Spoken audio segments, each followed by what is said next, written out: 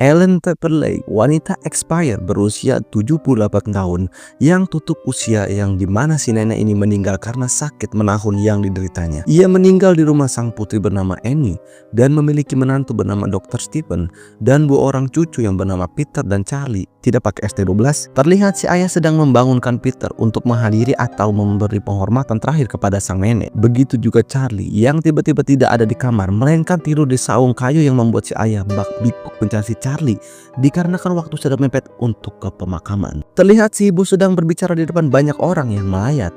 Ia menceritakan bahwa ibunya dahulu adalah seorang gadis yang menjadi ibu, lalu menjadi ibu-ibu, lalu menjadi wanita expired, bla bla bla bla bla. Setelah pidatonya selesai, Stephen sang ayah terkejut melihat anaknya Charlie memakan coklat. Dia khawatir jika coklat itu mengandung kacang di dalamnya, yang dimana jika si Charlie memakan coklat yang berisi kacang, khawatir asmanya bengeknya kambuh. Mereka pun pulang dan langsung istirahat, tapi tidak dengan Annie. Dia langsung mengerjakan proyeknya, yaitu membuat miniatur. Ternyata profesi si Annie adalah seorang miniatur artis atau seniman yang membuat benda-benda yang dengan skala kecil. Yang tak berserang lama, karena mengantuk, Annie pun memilih untuk tidur. Tetapi tidak sengaja saat hendak mematikan lampu, Annie pun melihat beberapa barang peninggalan sang ibu yang berupa buku spiritual. Dan di dalam kotak itu ada sebuah surat yang bertuliskan. Lalu ketika dia menutup kardus dan mematikan lampu itu, tiba-tiba sosok mendiang ibunya pun muncul. Pada keesokan harinya, Peter dan Charlie mulai bersekolah kembali. Terlihat Charlie sangat tidak fokus dengan sekolahnya. Begitu juga dengan Peter yang sama halnya dengan Charlie. Peter malah terfokus dengan pesta sekolah yang diadakan oleh para siswa nanti malam. Care to weigh in, Peter? Kembali lagi dengan Charlie yang sedang beristirahat setelah bengong dalam kelasnya. Terlihat ada seekor burung dara yang mati di dekat halaman sekolah. Lalu tiba-tiba si Charlie memotong leher burung itu dan langsung memasukkan kepala burung itu ke dalam sak. Dan di seberang jalan terlihat seorang perempuan yang entah siapa perempuan itu. Beralih kembali dengan Annie. Ketika dia sedang mengerjakan miniaturnya, tiba-tiba ada suara yang memanggil dan bersama dengan itu pintu kamar mendiang ibunya pun terbuka. Dan di dalam kamar tersebut secara tiba-tiba ada sebuah coretan berupa segitiga hitam yang entah apa maksud dan jelas cukup creepy karena udah jelas kamar itu kosong tanpa penghuni. Untuk menghilangkan rasa kesepiannya dan butuh teman curhat, akhirnya Annie pergi ke sebuah komunitas yang dimana dalam komunitas tersebut banyak orang-orang yang senasib dengan dirinya. And my father died when I was a baby. My older brother had schizophrenia. Cerita kehidupan Annie cukup kompleks sekali. Ia bercerita bahwa ayahnya mengalami gangguan jiwa hingga ayahnya meninggal karena menyiksa dirinya sendiri untuk tidak makan. Dan ia memiliki kakak laki-laki yang sama dengan ayahnya mengalami gangguan jiwa, yaitu skizofrenia. Cerita berlanjut dengan Charlie. Ketika dia sedang memperbaiki mainannya, secara tiba-tiba ada bayangan putih yang melintas di dekatnya yang membuat Charlie penasaran dan langsung mengikuti cahaya tersebut. Sambil membawa potongan sirah manuk yang ia potong dari kemarin, ia melihat nenek yang sedang duduk di hutan dekat rumahnya. Dan anehnya, neneknya duduk di samping kobaran api dan tak lama ini langsung mengajak Charlie masuk ke dalam karena khawatir penyakit asmanya akan kambuh jika di luar rumah dengan keadaan cuaca yang dingin. Sebelum Charlie keluar dari rumah, Peter minta izin kepada ibunya untuk ikut party bersama teman-temannya karena ibunya tidak mau Peter terjerumus dalam lubang narkoba. Annie menyuruh Peter mengajak Charlie yang bertugas menemani dan mengawasi Peter jika Peter melakukan hal negatif di party itu. Kisah berlanjut kembali saat di pesta. Peter langsung menemui wanita pujaannya dan langsung menawarkan bako pusing kepada dirinya. Tanpa banyak bacot, si cewek langsung mengajak Peter ke kamar. Tapi namanya bocil, Charlie memaksa ikut dengan Peter karena ia merasa sendiri dan tidak kenal dengan orang-orang di sana. Lalu Peter menyarankan, makan kue aja Cil, no enak, gue bentar doang mau pusreng, ucap si Peter. Dan Charlie pun langsung melahap kue itu dengan nikmat. Balik lagi dengan Peter sedang udut dengan bako pusing dan sedang enak-enaknya. Ia pun dihampiri oleh Charlie yang sudah dalam keadaan leher seperti tercekik karena kan kue yang ia makan ternyata mengandung kacang. Yang sudah jelas Charlie sangat tidak bisa mengkonsumsi kacang yang mengakibatkan penyakit bengeknya pasti kambuh. Tanpa banyak basa-basi, Peter langsung bergegas pulang ke rumahnya.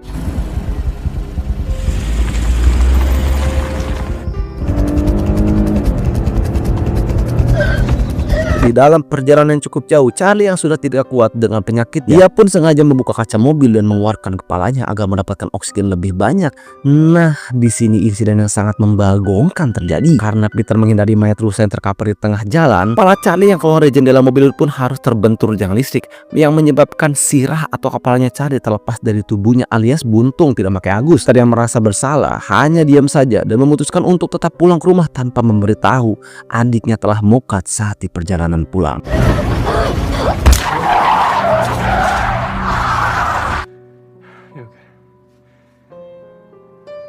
Pada keesokan harinya, Annie sangat histeris melihat putrinya meninggal tanpa sirah alias kepala. Tanpa banyak interogasi, mereka pun langsung memakamkan Charlie. Karena hal itu suasana rumah menjadi sangat dingin. Peter dan Annie tidak sama sekali berbicara. Mereka sibuk menenangkan diri masing-masing. Annie yang tidur di rumah pohon tempat di mana Charlie bermain, dan Peter dengan kesendiriannya yang sangat bersalah saat kejadian itu. Di sekolah pun Peter makin pelangap-pelongos dan dia juga seperti berhalusinasi melihat bayangan sendiri yang sedang tersenyum menatap wajahnya. Di malam harinya, Annie yang baru saja pulang dari komunitas Set People, ia pun dihampiri rekan sesama Set People-nya yaitu John. Oh, would you like to come in with me? Or we could even... John mengajaknya untuk mengobrol jika ia merasa kesepian, dikarenakan John tahu bahwa saat ini Annie sedang dilanda musibah, yaitu ditinggal ibunya dan disusul oleh anaknya dengan jarak waktu yang sangat dekat. My son and my grandson drowned. Singkat cerita, pada keesokan harinya, Annie pun berkunjung ke rumah John dan menceritakan semua rasa sedih yang dialaminya saat ini. Jelas siapa yang tidak terpukul jika kita kehilangan orang-orang tersayang dalam hidup kita, lebih kurangnya yang dirasakan oleh Annie seperti itu.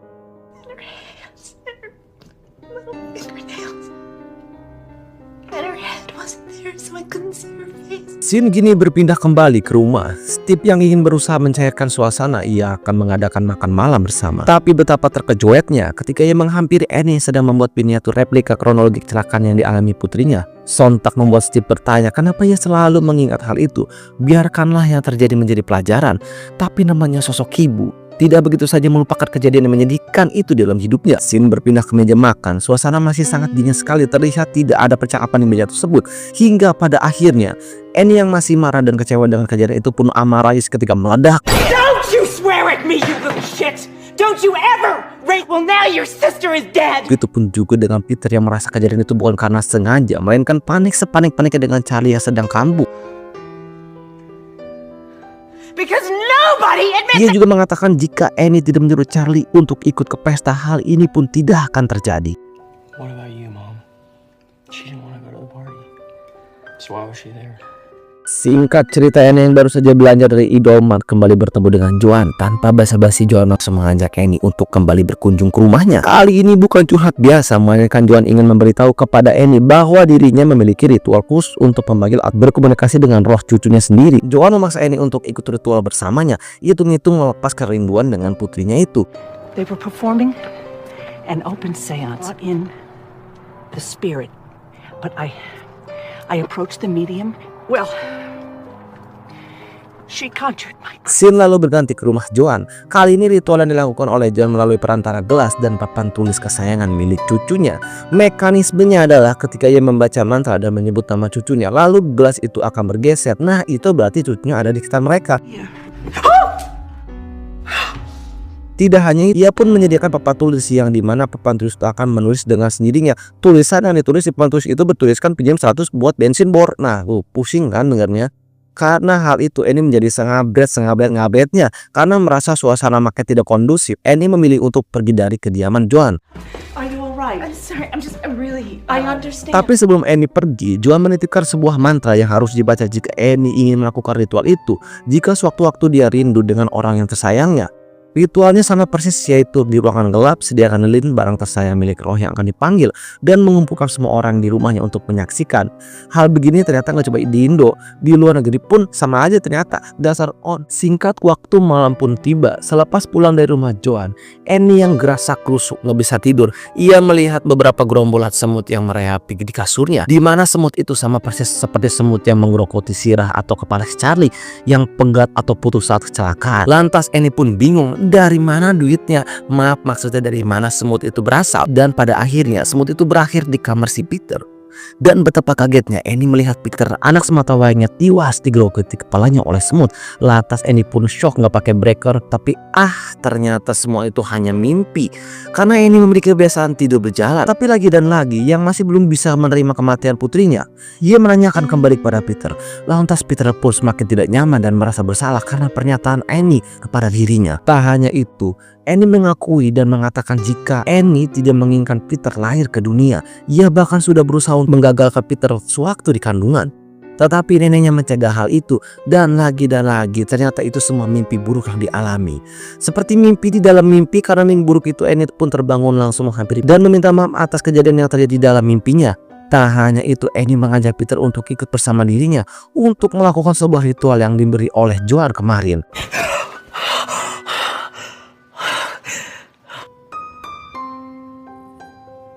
Sweetheart, wake up. When you get up, sweetheart, we're gonna try something. I was having a nap. What? Come downstairs. We're gonna try something together. Bangunlah sudah seisi orang rumah di sana untuk melakukan sebuah ritual yang akan Annie tunjukkan kepada mereka. Mereka pun pasti pelongo ritual apa sih yang ingin Annie beritahukan kepada mereka.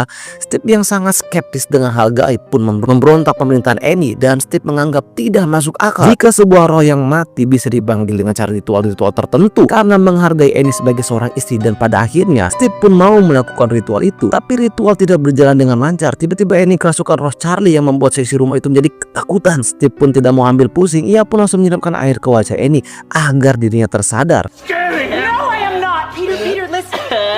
Stop it! What's wrong? Selepas dari ritual itu, Peter yang ketakutan pun kini dirinya tidak fokus saat belajar di sekolah. Dan karena hal itu, Steve pun menelpon Annie mengatakan Peter menjadi ketakutan saat di sekolah, seolah-olah dirinya diikuti oleh roh jahat. Semenjak ritual itu dilakukan, Annie menjadi semakin tidak stabil dengan emosinya. Semakin depresi, ia pun menghancurkan semua proyek miniatur yang sudah ia buat susah payah. Annie mungkin masih rindu dengan Charlie. Ia pun menghampiri kamar Charlie untuk melepas rindunya. Tetapi betapa membagongkan, tiba-tiba buku yang di kamar Charlie berpindah halaman dengan sendirinya, yang membuat film ini semakin creepy.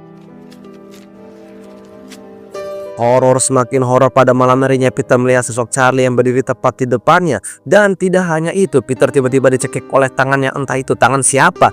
Yang jelas Annie mendatangi Peter yang ketakutan, dan Peter pun menuduh Annie yang mencekik dirinya. What's wrong, baby? What's happening? What are you doing? What do you mean? You were pulling on my head! Singkat cerita, mungkin ingin move on dari kejadian yang menimpa dirinya dan keluarganya, Annie pun membawa dan membakar buku milik Charlie. Tapi sebelum itu, buku itu sangat aneh. Tiba-tiba beberapa lembar di buku itu menggambarkan muka yang dicoret seperti akan dibinasakan. Tanpa menghiraukan hal itu, Annie pun langsung membakar buku itu. Ternyata ketika buku itu dibakar, secara tiba-tiba lengan Annie pun ikut terbakar. Dan api itu tidak bisa dipadamkan jika buku itu masih dalam keadaan terbakar. Annie yang panik dikarenakan pasca ritual yang dilakukan, semua hal aneh terjadi di rumahnya, dan dia ingin menanyakan pada Joan, tapi saat dia mengetuk rumah Joan, tidak ada orang di dalamnya. Joan? Melainkan hanya ada foto milik Peter yang dikelilingi lilin dan segitiga hitam yang sama persis di kamar mendiang Ellen, ibunya. Joan?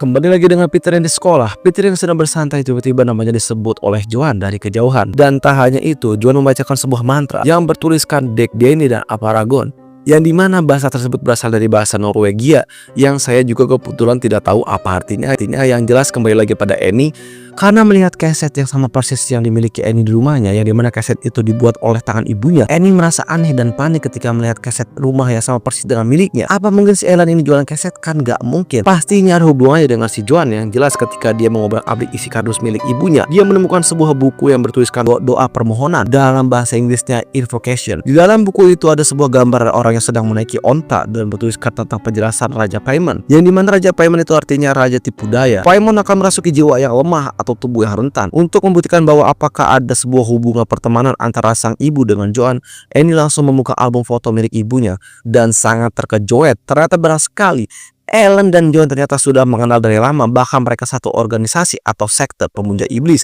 Dan tidak cuma itu, tiba-tiba Steve mendapatkan sebuah email bahwa makam mertuanya yaitu Ellen tiba-tiba ambruk. Dan tak hanya itu, mayat dalam makam itu pun tiba-tiba menghilang. Kita skip saja, ternyata mayat itu ada di dalam rumah Annie. Entah siapa yang membawa mayat itu, dan parahnya mayat itu datang tanpa kepala. Dan di belakang mayat itu tepat di atas tembok kayu ada sebuah tulisan merah seperti getih atau darah yang bertuliskan seperti sebuah mantra. Di lain tempat, Peter yang sedang belajar di sekolah pun tak luput dari hal aneh. Tiba-tiba tubuhnya seperti ada yang merasuki, dan tak hanya itu, Peter pun membenturkan wajahnya sendiri ke meja belajar hingga wajahnya pasti babak belur seperti digebukin ormas.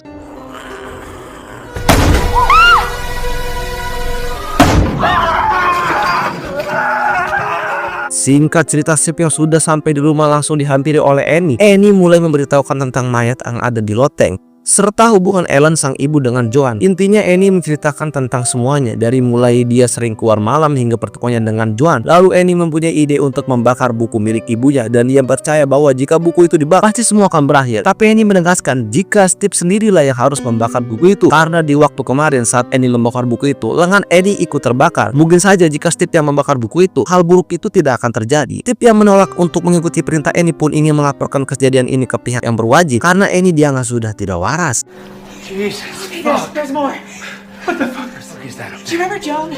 And I saw it and felt it just. Annie yang tidak mau pusing, ia kembali merebut buku itu dan langsung melemparkan buku itu ke tukang pembakaran. Lalu tiba-tiba To call the police. ya, benar saja apa yang dikatakan Annie, tubuh Steve seketika terbakar karena di beberapa halaman buku itu beberapa gambar yang menyerupai Steve yang dicoret mukanya pada di pertengahan scene tadi, yang artinya apa yang dituliskan atau digambarkan di dalam buku itu, maka kejadian atau kematian seorang itu akan terjadi. Jika buku itu dibakar, maka si korban akan terbakar juga bersamaan dengan buku itu. Scene kembali lagi ke Peter yang sudah siuman dari sejak ia pingsan setelah membedulkan wajahnya sendiri ke meja saat di sekolah. Ia merasa ini rumah kok sepi banget. Ia langsung beranjak dari tempat tidurnya dan mencari Steve ayahnya. Tetapi ternyata Dr. Steve sudah terbakar hangus dekat tungku api.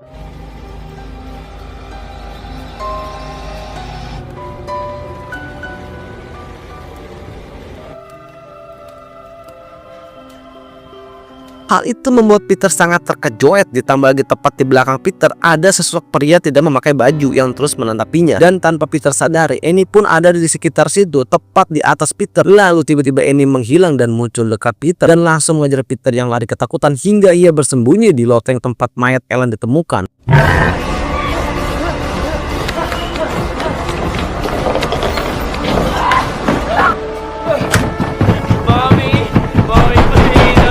Betapa terkejutnya Peter saat ia melihat sekitar banyak lilin seperti bekas ritual. Peter yang merasa ini seperti mimpi, ia tidak percaya dan menampar-nampar wajah tetangganya, maksudnya wajahnya sendiri. Tapi ternyata ada yang lebih epic. Peter melihat ibunya menggantungkan dirinya sendiri, lalu memegatkan atau memutuskan sirah atau kepalanya sendiri. Tanpa mikir banyak, Peter pun langsung melompat keluar dari loteng tersebut.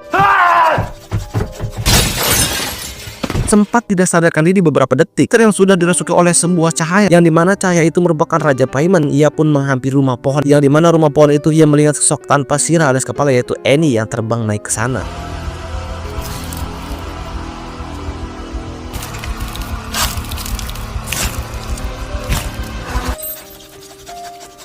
Sesampainya di atas, Peter pun seperti orang biasa saja, tidak takut sama sekali, dan ia pun langsung disambut dengan posisi sujud oleh pengikutnya. Dan ada juga boneka kayu yang berkepalakan Charlie.